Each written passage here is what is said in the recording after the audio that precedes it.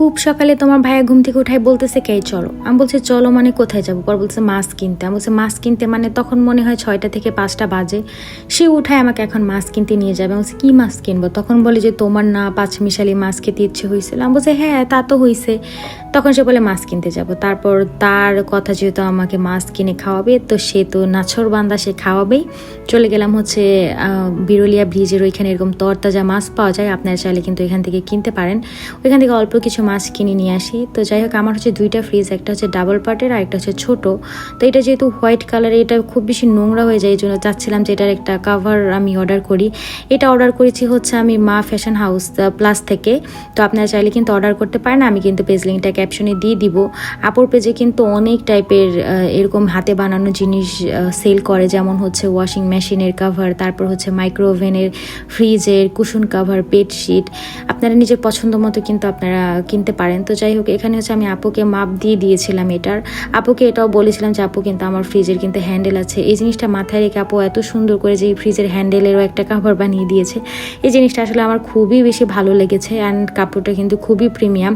আমি ভেবেছিলাম যে কাপড়টা খুবই নর্মাল হবে, বাট কাপড়টা কিন্তু মোটেও নর্মাল না। অ্যান্ড কাপড়টা প্রচুর পরিমাণে মোটা, যাতে একটু পানি পড়লেও সমস্যা না হয় কখনো। যেহেতু ফ্রিজে জিনিসপত্র রাখতে গেলে দেখবেন ম্যাক্সিমাম টাইমে কিন্তু একটু পানি টানি পরে। বেশ ভালো লেগেছে জিনিসটা আমার। আপনারা কিন্তু অবশ্যই অর্ডার করবেন আপুর পেজে থেকে যদি আপনাদের দরকার হয়। আর আমি জানি ফ্রিজের কাভার আসলে সবারই দরকার। সাংসারিক মেয়ে যারা আছে তারা কিন্তু এইসব জিনিস কেনাকাটি করতে খুবই পছন্দ করে, আমার মতো আসলে। তো যারা এই জিনিসগুলো কেনাকাটা করতে পছন্দ করেন তারা কিন্তু আপুর পেজ ভিজিট করে কিন্তু আপনাদের পছন্দ মতো জিনিসগুলো অর্ডার করতে পারেন।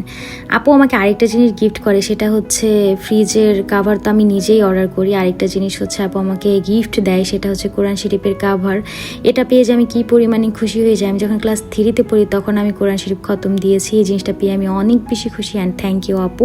তারপর হচ্ছে সুলতান ডাইন থেকে তোমার ভাইয়া হচ্ছে গরুর রেজালা টাইপের ঝাল আর হচ্ছে পোলাও অর্ডার করে, যেটা খেয়ে আমি আসলে খুবই তৃপ্তি পাই, কারণ অনেক দিন ধরে ঝাল খেতে ইচ্ছে করছিল।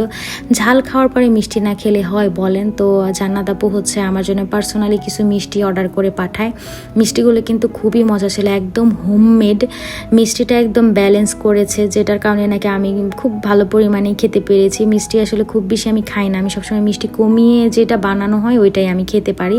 তো যাই হোক, থ্যাংক ইউ আপু তোমাকে। এখানে হচ্ছে তারপর আমার ফ্রেন্ডের সাথে দেখা করতে যাই, আমার 2টা ফ্রেন্ডের সাথে গিয়ে একটু চাটা খেয়ে আড্ডা টাড্ডা দিয়ে তোমার ভাই আমাকে নিতে আসার পর হঠাৎ করে প্ল্যানিং করে আমরা একটু তার ফ্রেন্ডের বাসায়ও যাব। হুট করে আসলে প্ল্যানিং করা, চটপটি তারপর হচ্ছে হালিম খেয়ে আমরা যাতে দেখা করতে তার ফ্রেন্ডের বাসায় চলে যাই।